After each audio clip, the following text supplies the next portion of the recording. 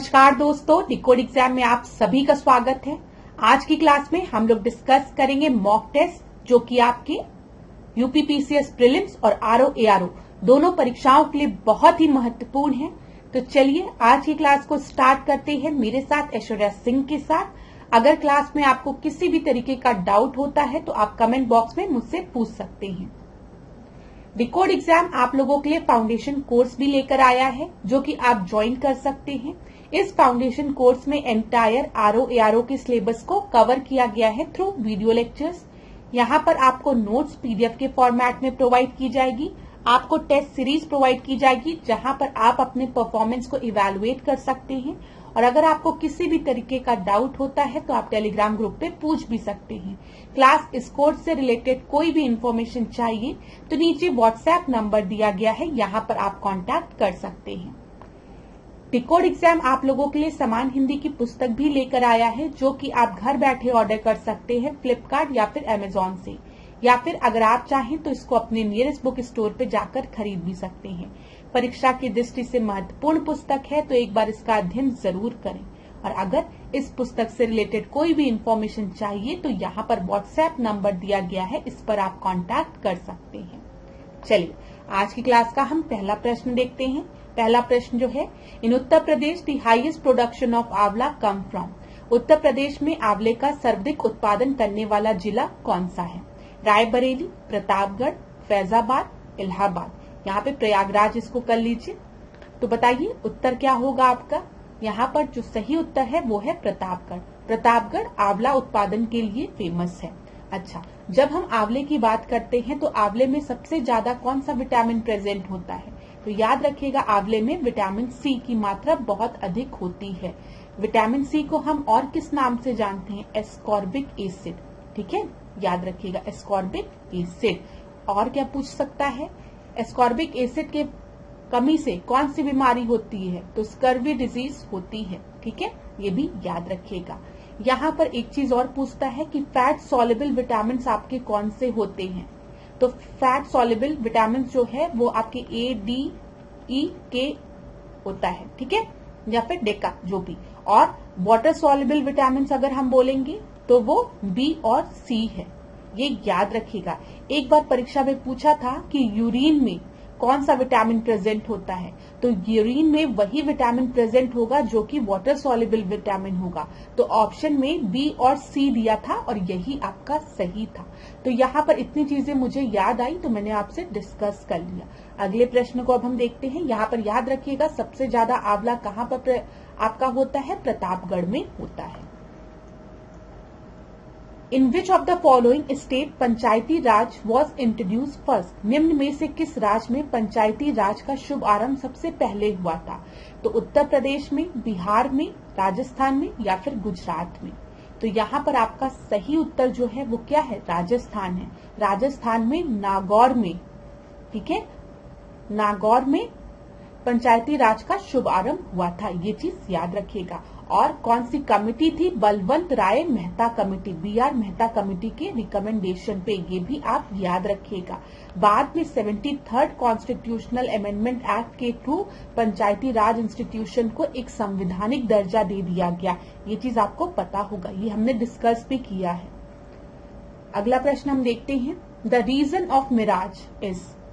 मृत मरीचिका का कारण क्या है? इंटरफेरेंस ऑफ लाइट, प्रकाश का व्यक्तीकरण, प्रकाश का विवर्तन, डिफ्रेक्शन ऑफ लाइट, प्रकाश का ध्रुवण, पोलराइजेशन ऑफ लाइट या प्रकाश का पूर्ण आंतरिक परावर्तन।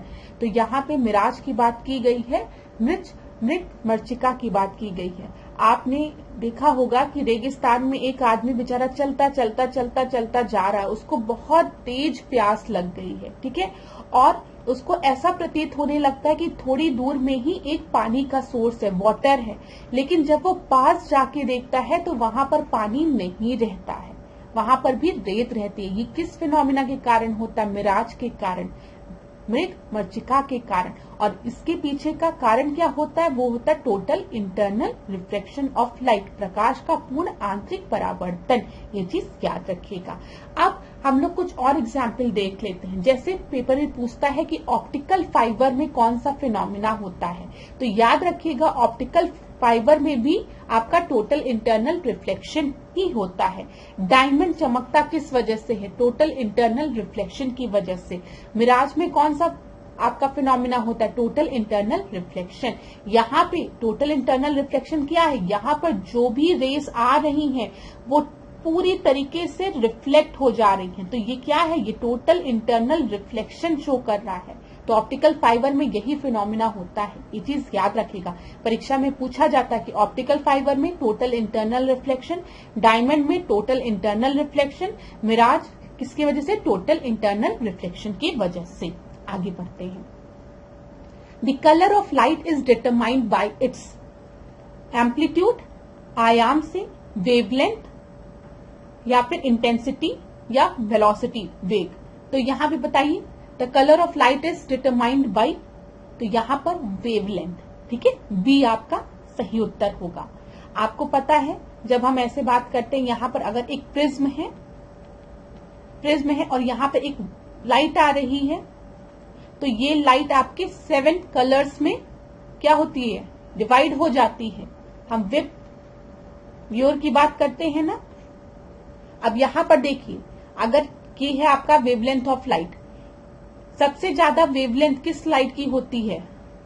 रेड की, ठीक है, रेड कलर की जो वेवलेंथ है वो सबसे ज्यादा होती है।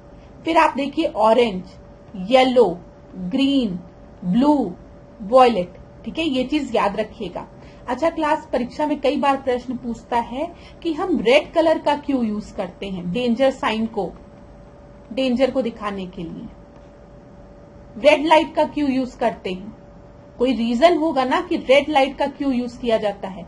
इसलिए क्योंकि इसका जो वेवलेंथ होता है वो सबसे ज्यादा होता है और स्कैटरिंग सबसे कम होती है। स्कैटरिंग सबसे कम होने के कारण ये दूर तक विजिबल होती है। ये चीज याद रखिएगा। चलिए आगे बढ़ते हैं। Ultrasonic are the sound waves of frequency. बताइए कितनी फ्रीक्वेंसी होती है अल्ट्रासोनिक रेस की?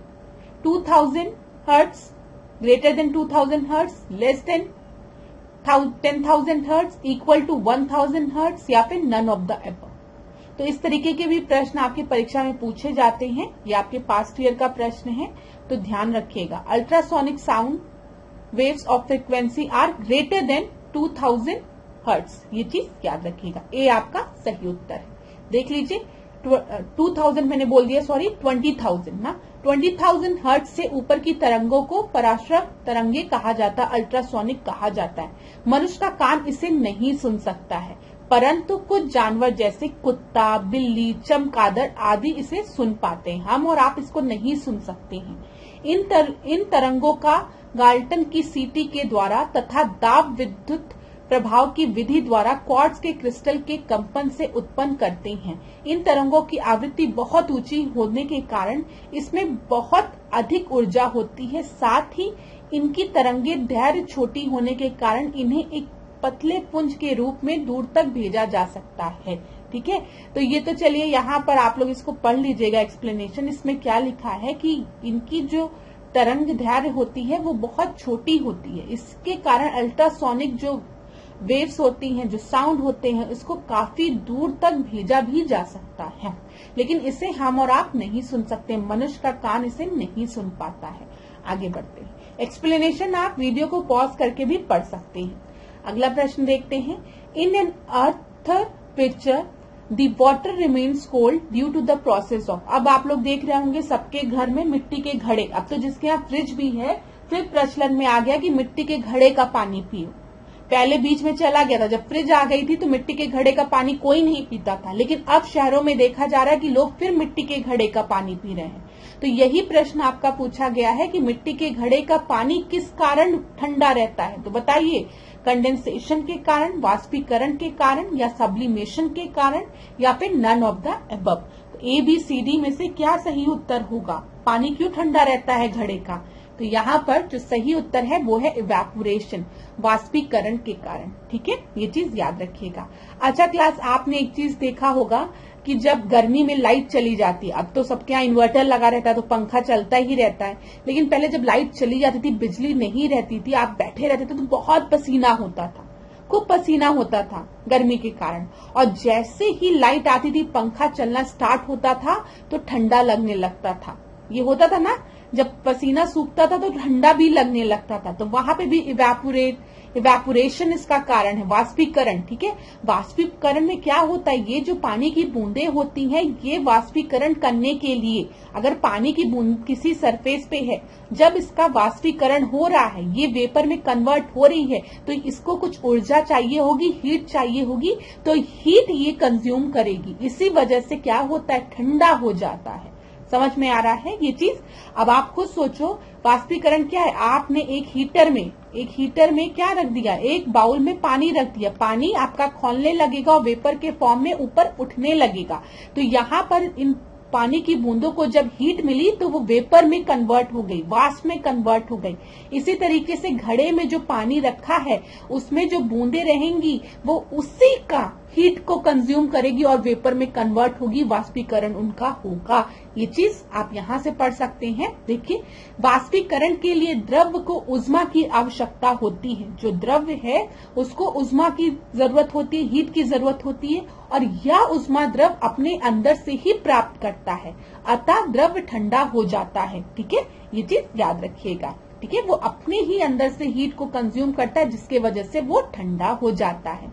आम जीवन में इसके कई उदाहरण देखने को मिलते हैं। जैसे हमारे शरीर में पसीना जब सूखता है, ठीक है, तो हमें ठंडक महसूस होती है, क्योंकि पसीना सूखने यानी वाष्पीकरण के लिए उष्मा शरीर से ग्रहण की जाती है, अतः शरीर ठंडा हो जाता है।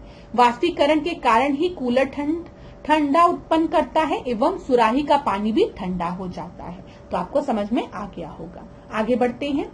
Laser is a device for producing. Laser एक युक्ति है जिसके द्वारा उत्पन्न किया जाता है कैसी radiation, spontaneous radiation, disperse radiation, scattered radiation या फिर स्टिमुलेटेड रेडिएशन। तो यहाँ पर आप बताइए उत्तर क्या होगा, ABCD। तो यहाँ पर जो सही उत्तर है वो है आपका D। ठीक है, स्टिमुलेटेड रेडिएशन।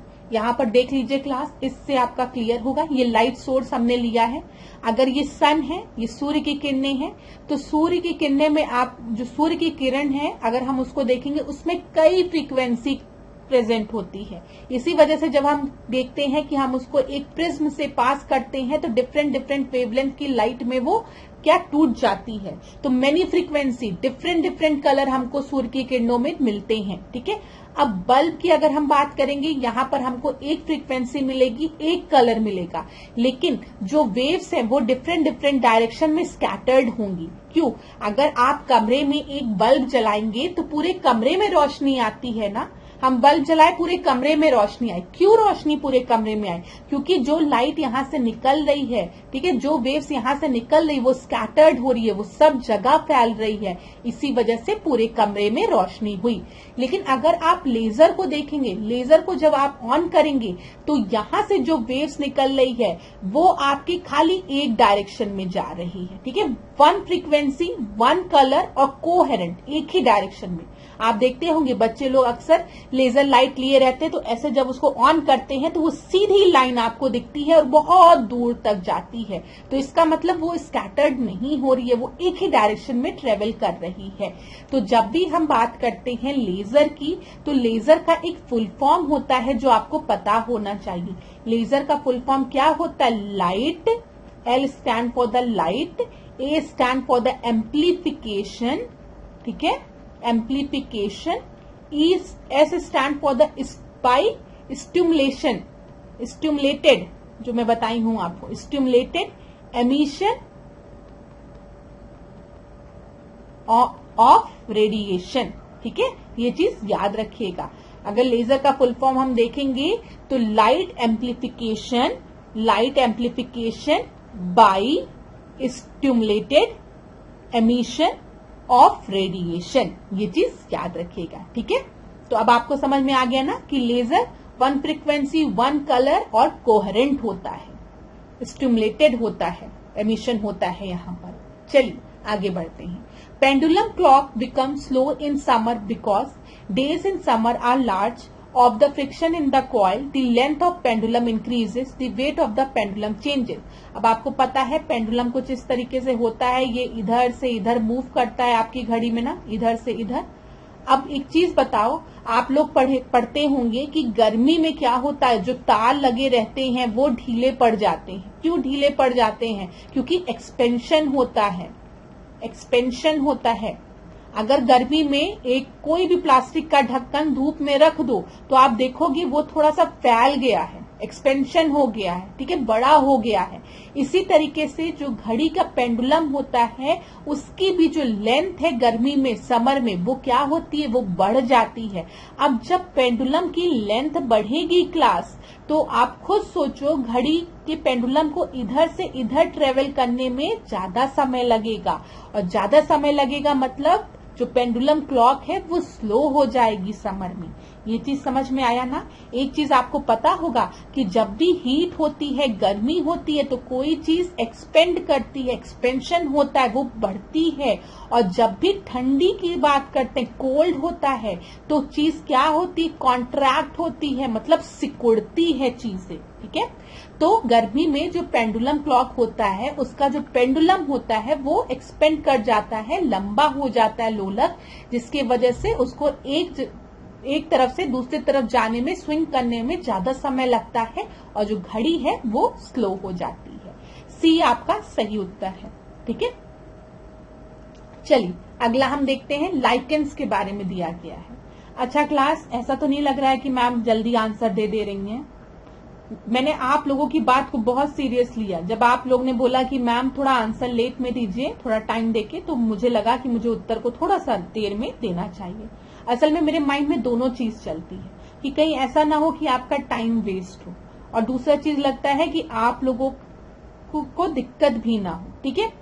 तो अगर कोई भी परेशानी कभी भी आती है, जैसे आपको लगता है कि मैम ये चीज सही कर लीजिए, आप लोग को, कुछ बच्चों को लग रहा था, स्टूडेंट्स को लग रहा था कि थोड़ी स्लाइड में ब्लर हो रही है स्लाइड, तो उस पर भी मैंने थोड़ा सा वर्क किया। मुझे लगता है अभी तो आपको विजिबल है स्लाइड्स। अगर अभी भी कोई दिक्कत है तो मुझे बताइएगा कमेंट बॉक्स में। और दूसरी चीज, आपको टाइम मिल रहा है ना आंसर देने का। आज के क्वेश्चन जो हैं वो इजी हैं, मैं इस क्वेश्चंस को इजी कहूंगी। आप लोग मुझे कमेंट बॉक्स में बताइएगा आज के प्रश्न इजी हैं कि डिफिकल्ट हैं। लेकिन ये जो प्रश्न मैं आपसे डिस्कस कर रही हूँ आज के, ये आपके पास्ट ईयर पेपर में पूछे गए प्रश्न हैं, तो इम्पोर्टेंट भी है, इजी है लेकिन इम्पोर्टेंट है। ये चीज आप याद रखिएगा, ठीक है। तो चलिए अभी हम इस प्रश्न को देखते हैं। कोई भी दिक्कत होगी कमेंट बॉक्स में बताइएगा। लाइकेन सबसे अच्छे सूचक हैं किसके? बताइए, एयर पॉल्यूशन के, वाटर पॉल्यूशन के, सॉइल पॉल्यूशन के, या फिर साउंड पॉल्यूशन के? तो ये भी परीक्षा में कई बार पूछा गया प्रश्न है। याद रखिएगा, जो लाइकेंस होते हैं वो आपके सूचक होते हैं एयर पॉल्यूशन के। आपको लाइकेंस अगर देखना है तो बड़े बड़े जो पेड़ होते हैं, कभी कभी बड़े बड़े पेड़ के ये जो लकड़ी होती है, इस पे देखिएगा छोटे छोटे छोटे छोटे छोटे छोटे छोटे छोटे हरे हरे, आपको बहुत छोटे छोटे प्लांट्स की तरह दिखेंगे, ये लाइकेंस होते हैं। कहीं कहीं पत्थर होते हैं, पत्थर के ऊपर छोटे छोटे हरे जैसे काई की तरह ये हो जाते हैं, तो ये लाइकेंस हैं, ठीक है। लाइकेंस किसके इंडिकेटर होते हैं? एयर पॉल्यूशन के। तो ए याद रखिएगा। चलिए अगला प्रश्न देखते हैं। पर्णहरित की बात की गई है, क्लोरोफिल की बात की गई है। क्लोरोफिल में निम्न में से कौन सा तत्व पाया जाता है? लोहा, तांबा, मैग्नीशियम या फिर मैग्नीज? ज्यादातर स्टूडेंट मैग्नीशियम और मैग्नीज में कंफ्यूज होते हैं। मैं आपको बता दूं, यहाँ पर जब भी हम क्लोरोफिल की बात करेंगे तो क्लोरोफिल में जो प्रेजेंट होता है वो मैग्नीशियम प्रेजेंट होता है। सी आपका सही उत्तर है, ठीक है। आपको पता है ग्रीन प्लांट्स में क्लोरोफिल होता है, जो कि बहुत इंपॉर्टेंट है फोटोसिंथेसिस के लिए, प्रकाश संश्लेषण के लिए। यहाँ पर सी सही है। चलिए अगला प्रश्न देखते हैं। सूची 1 दी गई है, सूची 2 दी गई है, दोनों को सुमेलित करना है। एक तरफ वायु प्रदूषक दिए गए हैं, दूसरी तरफ प्रभावित अंग दिए गए हैं। अब देखो यहाँ पर एस्बेस्टॉस धूल दी गई है। अब तुम बताओ, धूल से सबसे ज्यादा इफेक्टेड हमारे बॉडी का कौन सा पार्ट होगा? जब आप ब्रीथ करोगे, जब आप श्वास लोगे, तो धूल आपके नाक से अंदर जाएगी और कहाँ जाएगी? फेफड़े में जाएगी ना, लंग्स में जाएगी। तो धूल से बॉडी का कौन सा अंग आपका प्रभावित होगा सबसे ज्यादा? बताइए, फेफड़ा, लंग्स, ठीक है। तो यहाँ पर ए का क्या होगा? ए का थर्ड होगा। अब आप लोग समय लीजिए थोड़ा सा, बताइए मुझे और क्या क्या होगा, फिर मैं आपको बताऊं। आपको चाहिए तो वीडियो को पॉज भी आप करके आराम से अपने उत्तर को सोच सकते हैं। ठीक है, कभी ऐसा लगे कि मैम उत्तर जल्दी देने जा रही हैं तो वीडियो को पॉज कर लीजिए। अब बचा है सीसा, पारा और monoxide, carbon monoxide. Carbon monoxide जो है हमारी रक्त धाराओं को प्रभावित करता है, तो डी का फोर्थ होगा। डी का फोर्थ भी आपका 2 जगह दिया गया है। अब बचा है सीसा और पारा। शीशे की अगर हम बात करें, इसका डायरेक्ट इम्पैक्ट हमारे ब्रेन पे होता है, मस्तिष्क पे होता है, तो बी का फर्स्ट हो गया, पारा का स्टमक हो गया। ठीक है, तो यहाँ पर सही उत्तर क्या हो जाएगा? बी आपका सही उत्तर है। ये चीज याद रखिएगा। चलिए आगे बढ़ते हैं। यहाँ पर सूची 1 दी गई है, सूची 2 दी गई है। इधर आपको प्लेग दिया है, एड्स दिया है, गंजापन दिया है, मलेरिया दिया है। ठीक है, तो बताइए, सर्दी खांसी ना मलेरिया हुआ। मलेरिया किसके कारण होता है? गंजापन किसके कारण होता है? एड्स किसके कारण होता है? प्लेग किसके कारण होता है? तो गंजापन तो फंगस के कारण होता है। सी का सेकंड एक ही जगह दिया है, तो उत्तर तो आसान है। प्लेग की बात करेंगे, प्लेग किसके कारण होता है? जीवाणु के कारण होता है। ठीक है, एड्स की बात करेंगे, एड्स आपको पता है वायरस की वजह से होता है। बी का थर्ड हो गया, और मलेरिया प्रोटोजोआ हो गया। तो यहाँ पर आपका सही उत्तर क्या हो जाएगा? डी सही उत्तर है क्लास। ये प्रश्न आपका परीक्षा में पूछा गया है, एक आसान प्रश्न था लेकिन जल्दी ही पूछा गया है। ये मतलब बहुत अभी रिसेंट का प्रश्न है। अगला प्रश्न हम देखेंगे। Which of the following region of India have been designated as biodiversity hotspot? Biodiversity hotspot कौन सा एरिया है? जहां पर जैव विविधता बहुत ज्यादा है। ठीक है, भारत के निम्नलिखित क्षेत्रों में से कौन से जैव विविधता की दृष्टि में उत्तेजनशील स्थल माने जाते हैं? तो बताइए, ईस्टर्न हिमालय, पूर्वी हिमालय, पूर्वी घाट, पश्चिमी घाट या पश्चिमी हिमालय? बताइए क्या उत्तर होगा? थोड़ा समय ले लीजिए, उत्तर दीजिए आप लोग। तो ये याद रखिएगा, बायोडाइवर्सिटी हॉटस्पॉट वेस्टर्न घाट है।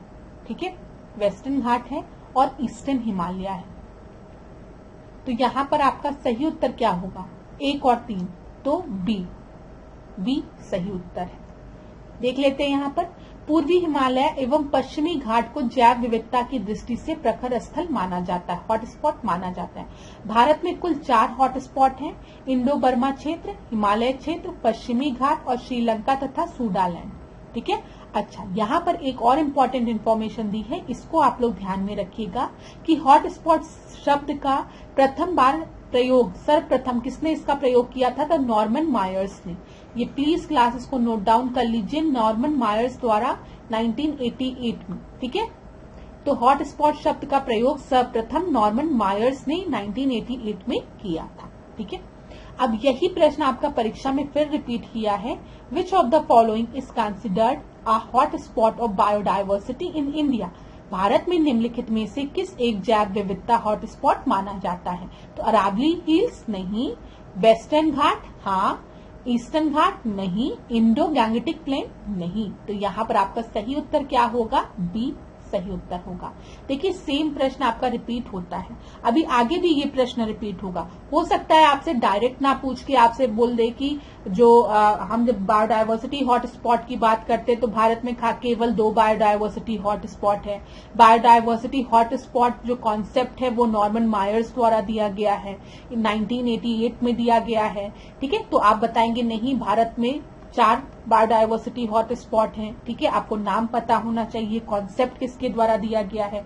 और थर्ड चीज आप याद रखेंगे कि बायोडाइवर्सिटी हॉटस्पॉट जहां पर बायोडाइवर्सिटी रिच है, ठीक है, जैव विविधता अधिक है। ठीक है, अगर आपको इसके बारे में अच्छे से पढ़ना है तो इन्वॉल्वमेंट वाली जो टेस्ट सीरीज है उसमें मैंने बहुत अच्छे से क्वेश्चन के माध्यम से इसको डिस्कस किया है, आप वहां पे भी जाके पढ़ सकते हैं एक बार। ठीक है, वहां पे जो घटना चक्र मैंने इन्वॉल्वमेंट की कवर की है उसमें एक एक चीज को बहुत अच्छे से पढ़ाया है मैंने।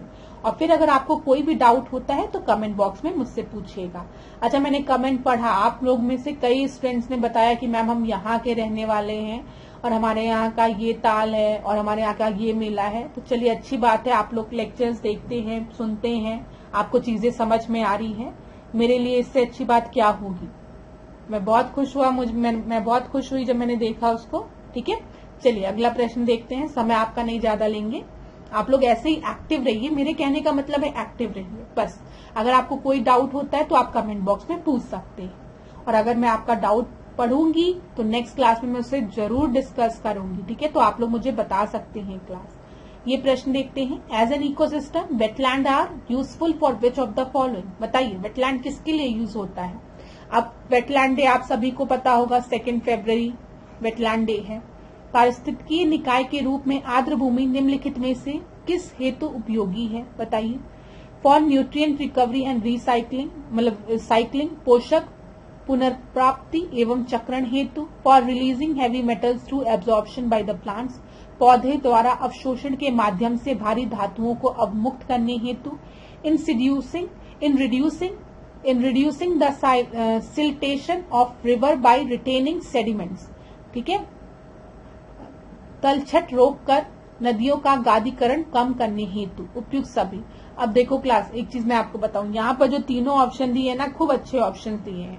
अब वेटलैंड की अगर हम बात करें तो न्यूट्रिएंट रिकवरी और रिसाइक्लिंग के लिए, पोषक चक्रण के लिए इसका प्रयोग होगा, ठीक है। आपको पता है इसका एक पॉजिटिव इम्पैक्ट है, तभी हम बार बार क्या कहते हैं, वेटलैंड को कंजर्व करना चाहिए, ठीक है। हैवी मेटल्स का एब्जॉर्प्शन बाय द प्लांट, ये भी होगा, ठीक है। और तलछट रोककर नदियों का गादीकरण कम करने हेतु ये भी होगा। यहाँ पर डी आपका सही उत्तर है, सब पॉजिटिव है और सब इसका इम्पैक्ट होगा, ठीक है। तो यहाँ पर डी सही उत्तर है। अगला प्रश्न हम देखेंगे, विच of the following is not correctly matched. एक तरफ आपको केंद्र दिए गए हैं, संस्थान दिए गए हैं। सेंटर फॉर इकोलॉजिकल साइंस, बताइए बेंगलुरु में है। Wild life institute of India Dehradun में है। Indian institute of forest management Kolkata में। GB Pant institute of Himalayan environment and development Almora में। तो यहाँ पर एक एक को देखते हुए चलते हैं। GB Pant institute of Himalayan environment and development, ये अल्मोड़ा में है, एकदम सही है। Wild life institute of India Dehradun में है, एकदम सही है। Centre for ecological science Bengaluru में है, एकदम सही है। लेकिन Indian institute of forest management IIFM जो है वो आपका कोलकाता में नहीं है, वो कहाँ पर है, वो भोपाल में है, याद रखिएगा, ठीक है। यहाँ पर देख लीजिए, वर्ष 1984 में भोपाल में भारतीय वन प्रबंधन संस्थान की स्थापना की गई थी। ये भी याद रखिएगा 1984, क्योंकि एक बार परीक्षा में प्रश्न पूछा भी गया था इस तरीके का कि इस इंस्टीट्यूट का गठन कब हुआ था। अगला देखते हैं, मोनोक्लाइमेक्स थियरी वॉज प्रोपाउंडेड बाय, ठीक है। मोनोक्लाइमेक्स थियरी सिद्धांत का प्रतिपादन किसने किया था।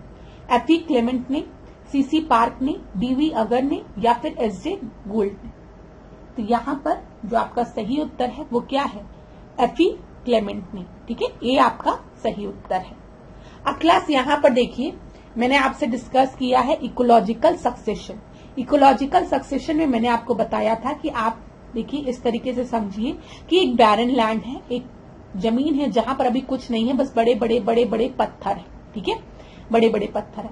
समय के साथ ये पत्थर छोटे छोटे पत्थरों में टूटेंगे और सॉइल का फॉर्मेशन होगा। सॉइल का फॉर्मेशन हुआ, कहीं से मॉइस्चर आया, पानी आया या कुछ बूंदे आई, ठीक है।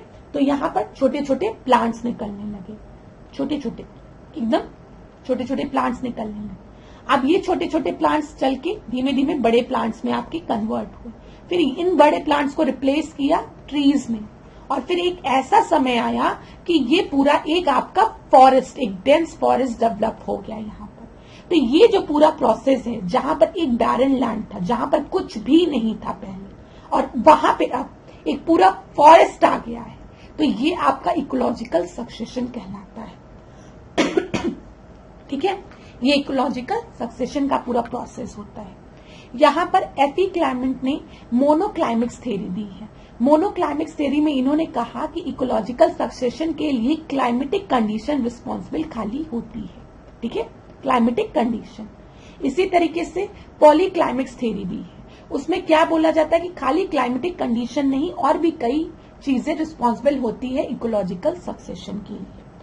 इकोलॉजिकल सक्सेशन आप लोगों को अगर समझ में आ गया है तो मोनोक्लाइमेक्स थ्योरी में ये याद रखिएगा, यहाँ पर खाली इन्होंने क्लाइमेटिक कंडीशन को रिस्पॉन्सिबल माना है क्लाइमेक्स थ्योरी के लिए, एफई क्लेमेंट ने। लेकिन फिर पॉलीक्लाइमेक्स थ्योरी में बोला गया खाली क्लाइमेट ही नहीं रिस्पॉन्सिबल है, कई और चीजें भी रिस्पॉन्सिबल है इकोलॉजिकल सक्सेशन के लिए। ठीक है, तो ये एक लंबा प्रोसेस होता है, ये याद रखिएगा। चलिए आगे बढ़ते हैं। Water pollution of river is measured by, कैसे पता चलता है? नदी का जल प्रदूषण मापा जाता है। कैसे? जल में घुली क्लोरीन की मात्रा से, जल में घुली ओजोन की मात्रा से, जल में घुली नाइट्रोजन की मात्रा से, जल में घुली ऑक्सीजन की मात्रा से। तो किसी भी पानी में कितना पॉल्यूशन है ये हमें पता चलता है उस पानी में कितना डिसॉल्व्ड ऑक्सीजन है उससे। ठीक है, पानी में अगर डिसॉल्व्ड ऑक्सीजन आपका ज्यादा होगा तो मतलब वो पानी आपका ज्यादा स्वच्छ होगा, प्योर होगा, समझिए। ठीक है, और अगर पानी में पॉल्यूशन ज्यादा होगा तो पानी में जो ऑक्सीजन का लेवल है डिसॉल्व्ड ऑक्सीजन का वो कम होगा। ठीक है, इसीलिए बोला जाता है कि जब पानी में पॉल्यूशन बहुत ज्यादा बढ़ जाता है तो उसमें डिसॉल्व्ड ऑक्सीजन पूरी तरीके से खत्म हो जाता है, जो घुली ऑक्सीजन है वो पूरी तरीके से खत्म हो जाता है और वहां पर एक डेड जोन क्रिएट हो जाता है। डेड जोन मतलब क्या? उस पानी में अब कोई भी एक्वेटिक जो जलीय आपके जो जीव जंतु हैं वो नहीं रह रहे हैं। जो पानी में जलीय जीव जंतु होते हैं क्लास, उनको ऑक्सीजन किस माध्यम से मिलता है? डिसॉल्व्ड ऑक्सीजन के माध्यम से। जो पानी में ऑक्सीजन घुला है उसके माध्यम से वो ऑक्सीजन को कंज्यूम करते हैं। और अगर पानी में जो डिसॉल्व्ड ऑक्सीजन है वही खत्म हो जाएगा तो जलीय पारितंत्र जो है आपका, जो जलीय जीव जंतु है वो भी मर जाएंगे और वहां पर एक डेड जोन क्रिएट हो जाएगा। तो वाटर पॉल्यूशन जो है वो मेजर होता है through amount of dissolved oxygen. तो उत्तर आपका डी सही हो जाएगा। ठीक है, चलिए आगे बढ़ते हैं। Dhupgarh peak is situated in which of the following national park. जो धूपगढ़ चोटी है वो निम्नलिखित में से किस राष्ट्रीय उद्यान में है? सतपुड़ा में, कान्हा में, बांधवगढ़ में या फिर माधव राष्ट्रीय उद्यान में। आपने एक चीज नोटिस किया होगा, यहाँ पर जितने भी नेशनल पार्क दिए गए हैं ये सब आपके एमपी में है। ठीक है, मध्य प्रदेश में है और धूपगढ़ जो पीक है वो आपका सतपुड़ा नेशनल पार्क में है। ठीक है, ए आपका सही उत्तर है। अगला प्रश्न देखेंगे। The chief source of hydrogen sulphide pollutant is. Hydrogen sulphide प्रदूषक का मुख्य स्रोत क्या है? सड़े हुए वनस्पति एवं पशु पदार्थ या ऑटोमोबाइल्स, तेल रिफाइनरी या फिर ताप विद्युत संयंत्र। तो यहाँ पर याद रखिएगा ए बी सी डी में से आपका जो सही उत्तर है हाइड्रोजन सल्फाइड का जो मेन सोर्स है वो है सड़ते हुए वनस्पति एवं पशु पदार्थ। ठीक है, डिके। जब आपका जो ये जो वनस्पति और एनिमल मैट जो भी है आपका मेन्योर्स है, इनका जब डिके होता है, जब ये सड़ते गलते हैं तो उस समय आपका हाइड्रोजन सल्फाइड रिलीज होता है। याद रखिएगा, ए आपका सही उत्तर है। अगला देखते हैं। The transitional zone between the two district communities is known as. दो विभिन्न समुदाय के बीच का संक्रांति क्षेत्र क्या कहलाता है? इकोटाइप, इकेड, इकोटोन या फिर इकोस्फीयर। तो यहाँ पे ट्रांजिशन जोन की बात की गई है। देखिए क्लास, जो ट्रांजिशन जोन होता है उसको हम किस नाम से जानते हैं? इकोटोन के नाम से जानते हैं। और हमेशा याद रखिएगा यहाँ पे जो बायोडायवर्सिटी होती है, जैव विविधता होती है, वो बहुत ही ज्यादा होती है। अगर आपसे कोई कहे कि एक एक्वेटिक इकोसिस्टम है, ठीक है, एक्वेटिक इकोसिस्टम है, और इधर आपको दे दे कि एक आपका मार्श है, ठीक है, मार्शी लैंड है, तो आपसे बोले कि कहाँ पे जो जैव विविधता है वो ज्यादा होगी, तो याद रखिएगा मार्शी लैंड में यहाँ पर आपकी जैव विविधता ज्यादा होती है। यहाँ पे देखिए यहाँ पर ये इकोसिस्टम आपका है, यहाँ पे लैंड इकोसिस्टम दिया है, ठीक है, और यहाँ पर आपको एक्वेटिक इकोसिस्टम दिया, मतलब जलीय पारितंत्र की बात की गई है यहाँ पे, और यहाँ पे आपके जमीन की बात की गई है। ठीक है, ये जमीन है पूरी और इधर जल है, और जल और जमीन के बीच में जो ये रीजन है इसको हम इकोटोन कहते हैं।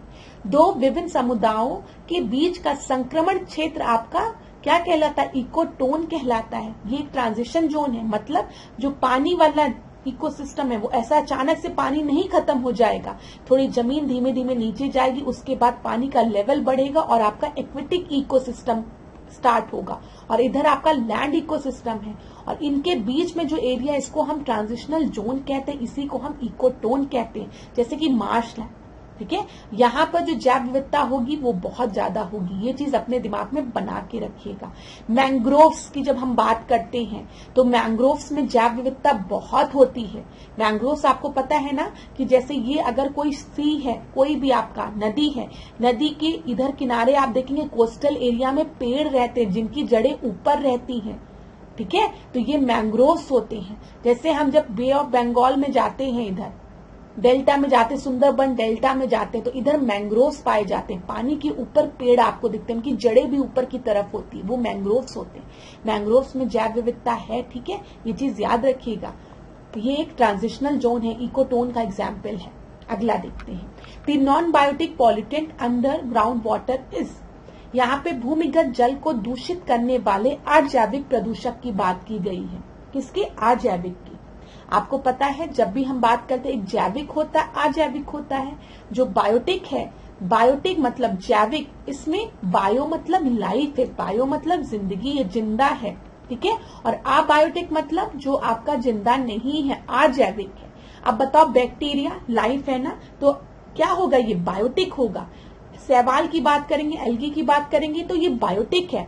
विषाणु की बात करेंगे, वायरस की। ठीक है, वायरस अगर किसी प्लेन में है तो वो आपका नॉन लिविंग है, जैसे बॉडी के कांटेक्ट में आता है वो जीवित हो जाता है, तो ये भी जीवित है। लेकिन आर्सेनिक जो है ये आपका एक नॉन बायोटिक पॉल्यूटेंट है। ठीक है, ये चीज याद रखिएगा। सी आपका सही उत्तर है। अगला प्रश्न देखते हैं, maximum biodiversity is found in. सर्वाधिक जैव विविधता कहाँ पाई जाती है? ट्रॉपिकल रेन फॉरेस्ट में, टेम्परेट फॉरेस्ट में, कॉनिफरस फॉरेस्ट में जिसको कि हम शंकुधारी कहते हैं, या फिर आर्कटिक फॉरेस्ट में।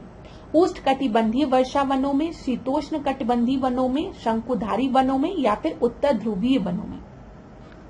तो यहाँ पर याद रखिएगा सबसे ज्यादा डायवर्सिटी ट्रॉपिकल रेन फॉरेस्ट में पाई जाती है।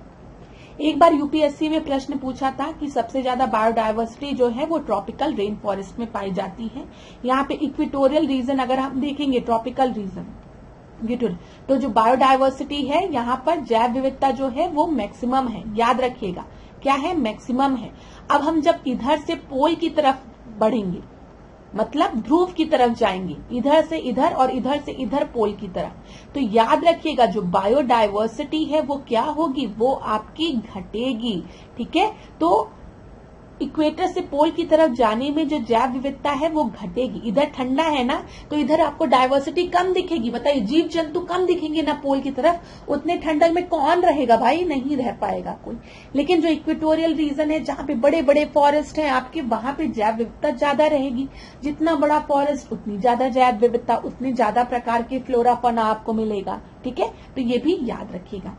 चलिए अगला प्रश्न हम देखते हैं, The minimum area of land required to completely sustain the life of a person is called। एक मनुष्य के जीवन को पूर्ण रूप से धारणीय करने के लिए आवश्यक न्यूनतम भूमि को क्या कहते हैं? बताइए। जीव जात कहते हैं, इकोलॉजिकल फुटप्रिंट कहते हैं, बायोम कहते हैं, या फिर निकेत कहते हैं? तो यहाँ पर जो सही उत्तर है वो क्या है? इकोलॉजिकल फुटप्रिंट कहते हैं। बी आपका सही उत्तर है। एक मनुष्य के जीवन को पूर्ण रूप से धारणीय करने के लिए आवश्यक न्यूनतम भूमि को हम इकोलॉजिकल फुटप्रिंट कहते हैं, पारिस्थितिकीय पदछाप कहते हैं। बी सही उत्तर है। अगला देखते हैं, to see complete image of a person the minimum height of a plane mirror should be. Plane mirror की बात की गई है। अगर आपको अपनी पूरी आकृति देखनी है इस मिरर में, तो इस मिरर की मिनिमम हाइट क्या होनी चाहिए? बताइए। व्यक्ति की ऊंचाई के बराबर होनी चाहिए, तब तो पूरा दिखेगा ही, या फिर व्यक्ति की ऊंचाई की आधी होना चाहिए, कि व्यक्ति की ऊंचाई का 1/3 होना चाहिए, या फिर व्यक्ति की ऊंचाई की 2 होनी चाहिए। अब आपके घर में जो मिरर लगा है, तो बताइए अगर वो मिरर आपके हाइट का आधा भी है तो आपकी पूरी इमेज उसमें फॉर्म हो जाएगी। ये चीज याद रखिएगा।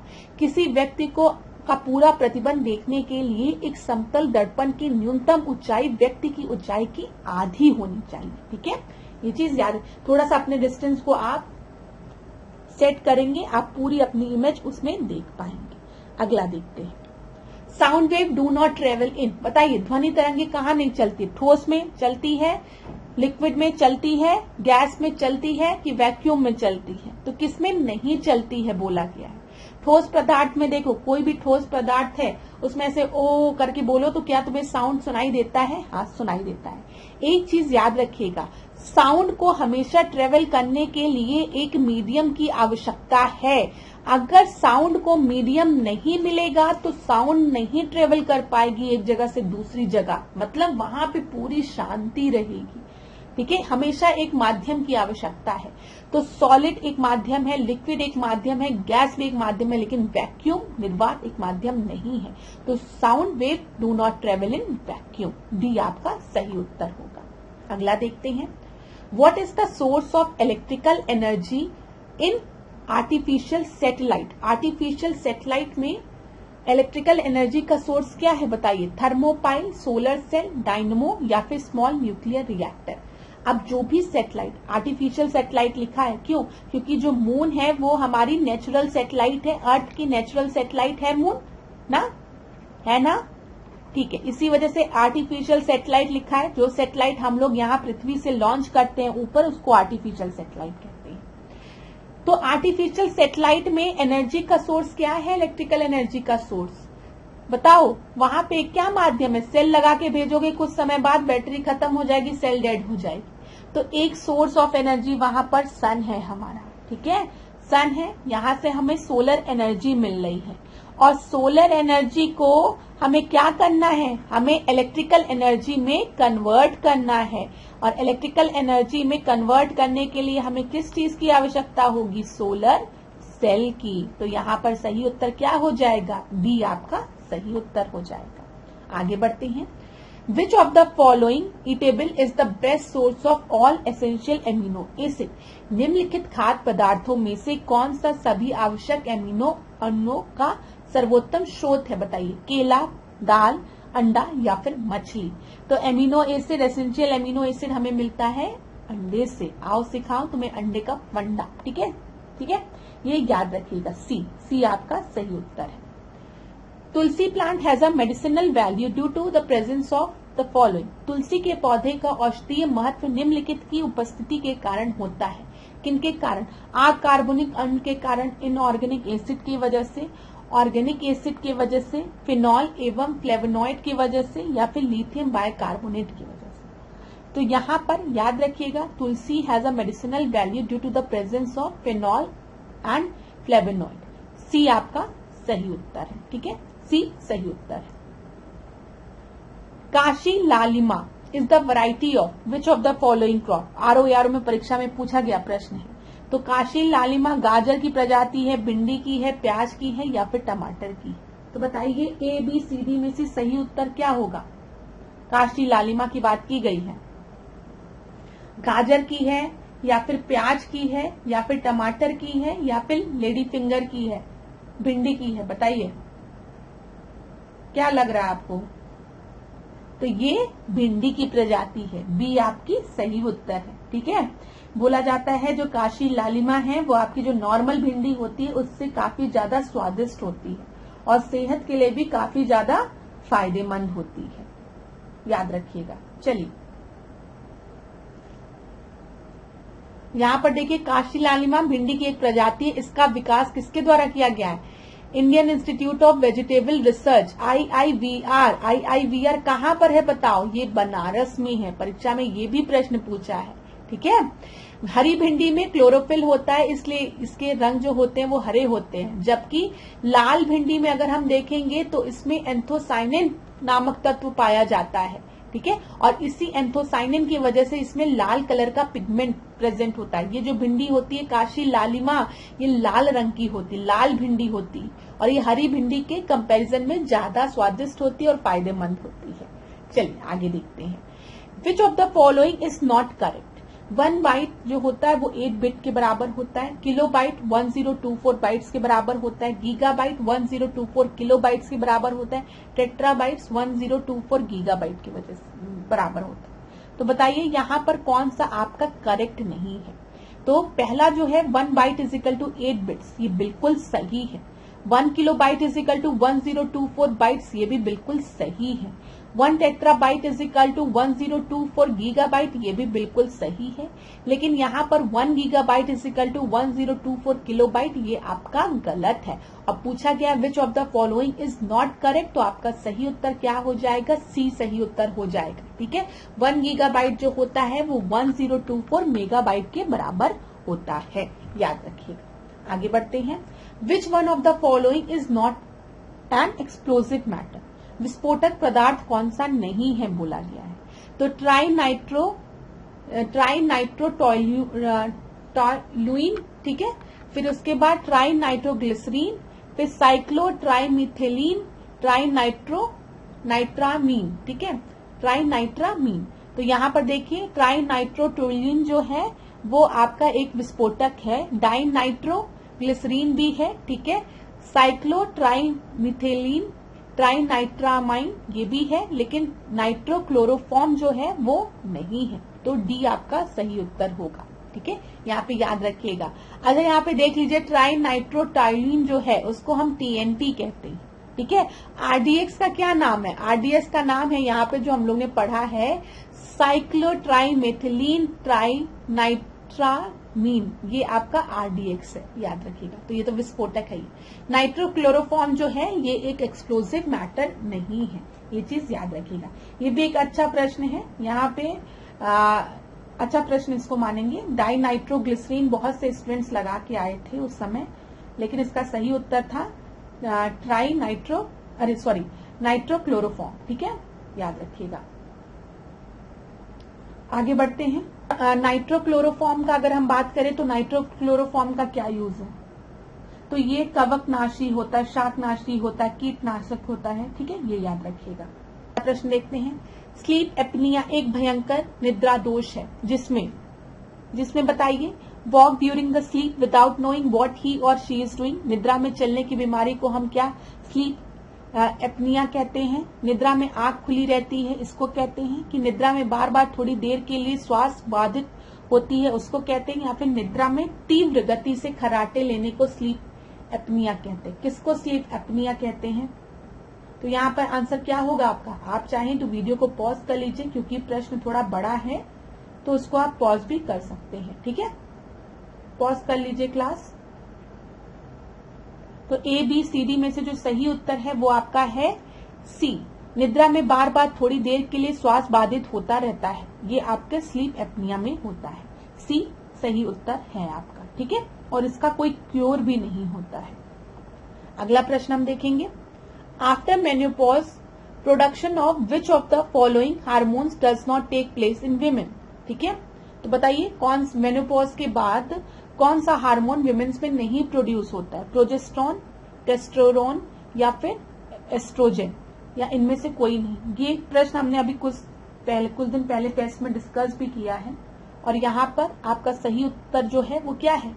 ए बी सी डी में से सी आपका सही उत्तर है। ठीक है, टेस्टोस्टेरोन की बात करेंगे तो ये मेल हार्मोन है, ये चीज याद रखिएगा। अगला प्रश्न देखते हैं। सूची 1 को सूची 2 के साथ सुमेलित करना है और बताना है। विटामिन B12, हीमोग्लोबिन, क्लोरोफिल, पीतल, ब्रास। अभी हमने देखा है क्लोरोफिल के बारे में। क्लोरोफिल में क्या प्रेजेंट होता है बता दीजिए जल्दी से मुझे। अभी थोड़ी देर पहले देखा है मैग्नीशियम। तो सी का फर्स्ट एक ही जगह दिया गया है, बहुत अच्छा। हीमोग्लोबिन की बात करेंगे, लोग कहते हैं हीमोग्लोबिन की कमी है, आयरन रिच डाइट लो। ठीक है, लोहा। तो बी का फोर्थ हो गया। विटामिन B12 की बात करेंगे तो यहाँ पर आपका कोबाल्ट हो गया। और ब्रास की बात करेंगे तो कॉपर हो गया। ठीक है, तो यहाँ पर आपका सही उत्तर क्या हो जाएगा बताइए? सही उत्तर आपका हो जाएगा ए आपका सही उत्तर है। ठीक है, यहाँ पर देखिए एक एक पॉइंट से अलग अलग प्रश्न भी बन सकता है, या फिर मैथ्स का कॉलम के फॉर्म में भी प्रश्न आ सकता है। अच्छा, जब हम ब्रास की बात करते हैं तो याद रखिएगा ब्रास आपका किसका एलॉय है? कॉपर का और जिंक का। ठीक है, ये याद रखिएगा, परीक्षा में पूछा जाता है, इसलिए मैंने आपको बता दिया। अच्छा, अगर हम ब्रोंज की बात करेंगे तो ब्रोंज किसका एलॉय है बताइए? ब्रोंज किसका एलॉय है? तो ब्रोंज जो है वो आपका किसका एलॉय है? कॉपर का और टिन का, याद रखिएगा परीक्षा में कभी पूछ लिया जाए तो कंफ्यूज मत होइए। ब्रास में हम बात करेंगे कॉपर से, ब्रोंज की बात करेंगे कॉपर टिन। अगला देखते हैं, green muffler is related to soil pollution, air pollution, noise pollution या फिर वाटर पॉल्यूशन। तो जो ग्रीन मफलर है वो नॉइज पॉल्यूशन से रिलेटेड है। यहाँ पर क्या किया जाता है, जो ट्रैफिक वाले रोड्स होते हैं आपके, जहाँ पे बहुत ज्यादा ट्रैफिक है, ठीक है, वहां पे किनारे किनारे हरे पेड़ लगा दिए जाते हैं। तो ये जो पेड़ है ना वो नॉइज को क्या करते हैं, एब्जॉर्ब करते हैं। जो आपके ट्रीज हैं वो आपको प्यूरिफाई करके एयर तो देते ही हैं, एयर पॉल्यूशन को तो रोकते ही हैं, साथ ही साथ ये नॉइज को भी एब्जॉर्ब करते हैं, एक मफलर की तरह एक्ट करते हैं। इसी वजह से ग्रीन मफलर जो है वो नॉइज पॉल्यूशन से रिलेटेड है। ऐसे समझिए सड़क के किनारे खूब पेड़ लगा दिया गया है एक बैरियर की तरह, जो कि नॉइज को एब्जॉर्ब कर रहे हैं, और इसी फिनोमिना को हम ग्रीन मफलर कहते हैं। अगला देखते हैं, मीथेन गैस कहां से उत्पन्न होती है बताइए। गेहूं के खेत से, धान के खेत से, कपास के खेत से या फिर मूंगफली के खेत से। तो जो मीथेन गैस है वो गेहूं के खेत से उत्पन्न होती है। ये तो कई बार परीक्षा में पूछा गया है। दलदल एरिया से भी मीथेन गैस आपकी निकलती है, याद रखिएगा। नीरी इज लोकेटेड, नीरी कहां पर है, नागपुर में, मुंबई में, चेन्नई में, बेंगलुरु में, कहां पर है नीरी। तो नीरी जो है वो नागपुर में है। ये आपका सही उत्तर है, ठीक है। यहाँ पे देख लीजिए, राष्ट्रीय पर्यावरण अभियांत्रिकी एवं अनुसंधान संस्थान को ही संक्षेप में हम नीरी कहते हैं, ठीक है। इसकी स्थापना कब हुई थी, 1958, याद रख लीजिएगा क्योंकि परीक्षा में कई बार पूछा गया। और कहां पर, नागपुर में। अगला प्रश्न देखेंगे, which one of the following is not correctly match. तो बताइए, राजाजी नेशनल पार्क में हाथी के लिए फेमस है, पेरियार नेशनल पार्क हंगुल के लिए, मानस राष्ट्रीय उद्यान एलिफेंट के लिए, दुधवा राष्ट्रीय उद्यान टाइगर के लिए। तो दुधवा टाइगर के लिए फेमस है, वेरी गुड, सही है। दुधवा लखीमपुर खीरी, ठीक है। मानस राष्ट्रीय उद्यान हाथी के लिए, हाँ। पेरियार राष्ट्रीय उद्यान की बात करेंगे तो हंगुल दिया है, नहीं। राजाजी राष्ट्रीय उद्यान एलिफेंट, हाँ। पेरियार किसके लिए, एलिफेंट के लिए, ठीक है, याद रखिएगा, एलिफेंट के लिए। हंगुल की बात करेंगे हम, हंगुल कहाँ मिलते हैं, तो ये आपके दचिंगम में। कहां पर है, जम्मू कश्मीर, ठीक है, ये याद रखिएगा, जम्मू कश्मीर में दचिंगम में, याद रखिएगा, परीक्षा में पूछा भी गया है। अगला प्रश्न देखेंगे, which one of the following is not responsible for extension of species. निम्नलिखित में से कौन एक किसी प्रजाति के विलोपन के लिए उत्तरदायी नहीं है। तो बताइए, व्यापक नीच, बड़े आकार वाला शरीर, संकुचित नीच या फिर अनुवांशिक भिन्नता की कमी। अब क्लास देखो, या तो व्यापक नीच होगा या फिर संकुचित नीच होगा, ठीक है। तो कौन सा रिस्पॉन्सिबल नहीं है बोला गया है। अब लैक ऑफ जेनेटिक वेरिएबिलिटी, तो ये तो रिस्पॉन्सिबल है ना। नैरो, यहाँ पे बॉड, ये देखिए यहाँ पे जो संकुचित नीच है ये भी आपका होगा रिस्पॉन्सिबल, लेकिन व्यापक नीच जो है वो रिस्पॉन्सिबल नहीं होगा। तो ए सही उत्तर होगा। अच्छा, मैंने आप लोगों को बताया था कि दो चीजें होती है, हैबिटेट होता है, ठीक है, नीच होता है। अब जैसे हैबिटेट मतलब जहां पे जीव जंतु रह रहे हैं, समझिएगा, जहां पर जीव जंतु रह रहे हैं, जैसे हमारा घर हमारा हैबिटेट हो गया ना, हम वहां पे रहते हैं। नीच क्या होगा या कर्मता क्या होगी, ये हमारे कर्म से रिलेटेड है। अब इस घर में मम्मी है, पापा हैं, भाई हैं, बहन है, दादी हैं, बाबा हैं, सब इंडिविजुअल हैं, ठीक है, सब ह्यूमंस हैं, लेकिन सबका अपना अपना एक कर्म है, एक फंक्शनल रोल है। उनके फंक्शनल, किसी एक के फंक्शनल रोल को दूसरा नहीं परफॉर्म करेगा, ठीक है। मम्मी है तो मम्मी हमें प्यार कर रही हैं, हमारी देखभाल कर रही हैं, ठीक है। मदर को एज अ लव की तरीके से देखा जाता है कि माँ है तो माँ नर्चर का काम करती है, अपने बच्चों की देखभाल करती है, उनको कोई दिक्कत हो तो वो। पापा की बात करते हैं तो फादर हैं, तो फादर कहीं ना कहीं हमको फाइनेंशियल सपोर्ट दे रहे हैं, वो भी प्यार करते हैं, ऐसी बात नहीं, लेकिन हम आपको बस समझाने के लिए। तो एक परिवार में अलग अलग लोग हैं, हर आदमी के अपने कुछ फंक्शनल रोल हैं। भाई बहन है तो वो सपोर्ट कर रहे हैं हमको, तो उसी फंक्शनल रोल को हम क्या कहते हैं, एक इंडिविजुअल का नीच है, ठीक है। तो किसी का नीच जितना व्यापक होगा वो आपके इसके लिए विलोपन के लिए उत्तरदायी नहीं होगा, ये चीज याद रखिएगा। तो ये आपका सही उत्तर है। ये चीज समझ गए ना। हैबिटेट मतलब सबका घर, जहां पे आप लोग रह रहे हैं, नीच मतलब जब हम एक किसी भी इंडिविजुअल स्पीशीज की बात कर रहे हैं तो उसके जो फंक्शनल रोल है उसकी बात भी कर रहे हैं। अब इसमें ऑफस्प्रिंग की भी बात होती है, जैसे अगर कोई चिड़िया है तो चिड़िया बच्चे भी दे रही है, ये भी उसके फंक्शनल रोल में आएगा। ठीक है, ये याद रखिएगा। ये आपका सही उत्तर है। देखिए, व्यापक कर्मता किसी प्रजाति के विलोपन के लिए उत्तरदायी नहीं होती है। इकोलॉजिकल कर्मता की खास प्रजाति की उसके पर्यावरण में कार्यात्मक भूमिका तथा स्थिति को प्रदर्शित करती है। अच्छा, इसकी संकल्पना ये याद रखिएगा, इंपॉर्टेंट है, 1977 में जोसेफ ग्रिन्नेल द्वारा दी गई है। ये परीक्षा में पूछा गया है, तो ग्रिन्नेल का नाम आप लोग याद रखिएगा, जोसेफ ग्रिन्नेल द्वारा। यहाँ पे देखो गिर है ना, गिरना कहाँ गिरे, नीचे गिरे, बस हो गया। ठीक है, नीच का ग्रिन्नेल। चलिए अगला देखते हैं, which of the following is correctly matched. Mountain most stable ecosystem, abiotic component bacteria, green plant ecosystem, rainfall, global warming. अब देखिए, मोस्ट स्टेबल इकोसिस्टम की जब हम बात करेंगे, सर्वाधिक स्थायी पारिस्थितिक तंत्र, तो ये ओशियनिक बॉडी, जो एक्वेटिक बॉडी, ओशियन हम कहते हैं मोस्ट स्टेबल इकोसिस्टम। क्यों? क्योंकि ओशियन अभी उतना डिस्टर्ब नहीं है। स्टेबल इकोसिस्टम मतलब क्या? ह्यूमन इंटरफेरेंस कम है, छेड़खानी कम है, ठीक है, तभी स्थायी पारिस्थितिक तंत्र है। तो माउंटेन को तो हम लोग एक्सप्लोर कर लिए हैं। ओशियन जो है, ओशियन अतः मतलब बहुत दूर तक हमें ओशियन की एंड नहीं दिखता ना, तो ओशियन को कहा जाता है कि वो मोस्ट स्टेबल इकोसिस्टम, अभी उसमें ज्यादा छेड़खानी नहीं हुई है। अब यहाँ पे अजैविक कंपोनेंट की बात की गई है, अव्यय की बात की गई है, तो मैंने आपको बताया अबायोटिक मतलब नॉन लिविंग, बैक्टीरिया तो लिविंग हो गया ना, तो ये बायोटिक कंपोनेंट है। ठीक है, ये भी गलत है आपका। यहाँ पर देखिए, रेनफॉल, ग्लोबल वार्मिंग, अरे ग्लोबल वार्मिंग की वजह से क्या हो रहा है, अर्थ का टेम्परेचर बढ़ रहा है। ठीक है, अर्थ का टेम्परेचर बढ़ रहा है, रेनफॉल का इससे रिलेशन नहीं है, सूखा हो रहा है। ग्रीन प्लांट इकोसिस्टम का पार्ट है, ये बिल्कुल सही है। तो यहाँ पर सही उत्तर क्या होगा? यहाँ पर आपका सही उत्तर सी हो जाएगा। ठीक है, सी आपका सही उत्तर है। प्रश्न को देखते हैं, the main reason for the decrease in the biodiversity. Biodiversity को डिक्रीज करने के पीछे का मतलब what is the main reason for the decrease in biodiversity? जैव विविधता के कम होने का मुख्य कारण बोला गया है। क्लास, यहाँ पर एक चीज आपको समझनी पड़ेगी कि मुख्य कारण पूछा गया है, मेन रीजन पूछा गया है। तो हैबिटेट पॉल्यूशन, आवासीय प्रदूषण, विदेशी प्रजातियों का प्रवेश, अत्यधिक दोहन और आवासीय विनाश। तो यहाँ पर जितने भी आपको दिख रहे हैं ABCD, सारे ऑप्शंस आपको रिस्पॉन्सिबल दिख रहे होंगे बायोडाइवर्सिटी के में कमी होने के कारण में। ठीक है, सब रिस्पॉन्सिबल है। आवासीय प्रदूषण की बात करेंगे तो उसके वजह से भी बायोडाइवर्सिटी का हनन होगा। ठीक है, जैव विविधता में कमी आएगी, डिक्रीज होगी। ठीक है, बायोडाइवर्सिटी, विदेशी प्रजातियों का प्रवेश होगा, एक्सोटिक स्पीशीज का, तब भी बायोडाइवर्सिटी डिक्रीज होगी।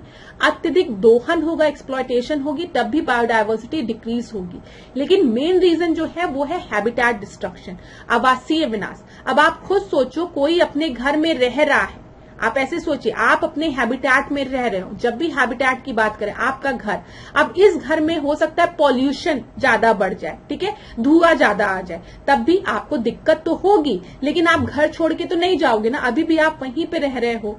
अगर कोई बाहर का कोई आपका दुश्मन आ गया, कोई विलेन आ गया, एक्सोटिक स्पीशीज आ गई जो आपको हार्म करने की कोशिश कर रहा है, तो वो आपको हार्म करेगा। ठीक है, लेकिन वो पूरी तरीके से आपको आपके घर से बाहर नहीं कर देगा। ठीक है, बायोडाइवर्सिटी पूरी तरीके से उस एरिया की नहीं खत्म होगी। ओवर एक्सप्लॉयटेशन, हो सकता है कोई आपके घर का एक कमरा ले ले, 2 कमरा ले ले, 3 कमरा ले ले, लेकिन अभी भी आप इस जगह में रह रहे हो। ठीक है, इसी तरीके से जंगल है, जंगल में हो सकता है कुछ जगह को काट दिया गया हो जंगल को, लेकिन अभी भी बचा हुआ है। लेकिन अगर पूरी तरीके से आपके घर को, हैबिटेट को डिस्ट्रक्ट कर दिया जाए, काट दिया जाए, पूरी तरीके से खत्म कर दिया जाए, तो अब आपकी मजबूरी हो जाएगी कि आपको उस जगह को छोड़ के दूसरी जगह पर जाना पड़ेगा। तो यही है कि हैबिटेट डिस्ट्रक्शन जो है वो मेन रीजन है बायोडाइवर्सिटी का। ठीक है, तो जब भी पूरे जंगल को अगर हम काट देंगे तो क्या होगा, वहां पे जो जीव जंतु रह रहे हैं उनको वहां से हटना पड़ेगा, वहां की डायवर्सिटी आपकी पूरी तरीके से खत्म हो जाएगी। तो डी सही उत्तर है। अगला प्रश्न हम देखेंगे, विच of the following is used in genetic engineering. तो देखते हैं जेनेटिक इंजीनियरिंग में निम्न में से किसका प्रयोग होता है, प्लास्टिड का, प्लास्मिड का, माइटोकॉन्ड्रिया का या फिर राइबोसोम का। तो यहाँ पर जो सही उत्तर है वो है प्लास्मिड, बी आपका सही उत्तर है। ठीक है, ABCD में B सही उत्तर है। यहाँ पर देख लीजिए, जेनेटिक इंजीनियरिंग की जब भी हम बात करते हैं तो यहाँ पे हम प्लाज्मिड की बात करते हैं। ठीक है, प्लाज्मिड जो होता है वो बैक्टीरिया के केंद्रक के बाहर पाए जाने वाला गोलाकार DNA अणु होता है। अब ये देख लीजिए, ये आपका बैक्टीरिया है, बैक्टीरिया का DNA है और यहाँ पे आपको प्लाज्मिड दिख रहा है। ठीक है, ये क्या है, ये प्लाज्मिड है, ये चीज याद रखिएगा। चलिए आगे बढ़ते हैं, तो B आपका सही उत्तर है। यहाँ पे अगला प्रश्न देखते हैं, which of the following is not correct about ecosystem. निम्नलिखित में से पारिस्थितिक तंत्र के विषय में कौन सा सही नहीं है। अब इकोसिस्टम की जब भी हम बात करते हैं, मैंने आपको बताया है पारिस्थितिक तंत्र एक ऐसा तंत्र है जिसमें जैविक और अजैविक दोनों घटक होते हैं। ठीक है, तो जब भी हम इकोसिस्टम की बात करते हैं, ecosystem is a system in which there is both biotic और बायोटिक कॉम्पोनेंट, तो दोनों ही होते हैं, बिल्कुल सही है। इकोसिस्टम की अपनी एक प्रोडक्टिविटी होती है, बिल्कुल सही है। जब हम जलीय पारितंत्र की बात करते हैं तो उसकी अपनी एक प्रोडक्टिविटी है। जब हम बात करते हैं आपका जैसे टेरेस्ट्रियल इकोसिस्टम की बात करते हैं तो वहां पे अपनी एक प्रोडक्टिविटी है। ठीक है, तो सबकी अपनी एक प्रोडक्टिविटी होती है, उत्पादकता होती है, सही है। या प्राकृतिक संसाधन तंत्र होता है, it is a natural resource denoted, ये भी बिल्कुल सही है। लेकिन क्या आपका जो पारिस्थितिक तंत्र है, इकोसिस्टम है, वो क्लोज्ड होता है? नहीं, ये क्लोज्ड नहीं होता है। याद रखिएगा, इकोसिस्टम आपका एक ओपन सिस्टम होता है, ये एक बंद तंत्र नहीं होता है। अगर ये एक बंद तंत्र होता ना तो एक समय बाद ये इकोसिस्टम जो है, पारिस्थितिक तंत्र है, ये आपका खत्म हो जाता, कोलैप्स कर जाता। ये एक ओपन इकोसिस्टम है, ठीक है, ओपन सिस्टम है, याद रखिएगा। इसी वजह से निरंतर आपका ग्रोथ, नए ऑर्गेनिज्म आते हैं, मरते हैं, फिर वो नए जीव जंतु आते हैं, तो ये चलता रहता एक प्रोसेस है। तो यहाँ पर सी आपका क्या होगा, सही होगा, क्योंकि नॉट करेक्ट पूछा है, इस वजह से। आगे बढ़ते हैं, which one of the following denotes the water salinity gradient. ठीक है, जल लवणता प्रवणता को कौन दर्शाता है? थर्मोक्लाइन, हेलोक्लाइन, ठीक है, पिक्नोक्लाइन या फिर कीमोक्लाइन। तो यहाँ पर वाटर सैलिनिटी ग्रेडियंट को दर्शाता है हेलोक्लाइन। ठीक है, बी आपका सही उत्तर है। अगला देखते हैं, which of the following is correct statement. Correct statement की बात की गई है। Energy flow in the biospheric ecosystem is unidirectional. जो एनर्जी फ्लो है इकोसिस्टम में वो आपका यूनिडायरेक्शनल है। Energy flow in the biospheric ecosystem is cyclic. जैव मंडलीय पारिस्थितिक तंत्र में ऊर्जा का प्रभाव चक्रीय है। इसमें क्या बोला गया, एक दिशा में होता है। इसमें क्या बोला गया है, प्राकृतिक पारिस्थितिक तंत्र में बढ़ते पोषण स्तर के साथ ऊर्जा सापेक्षिक क्षय घटता रहता है।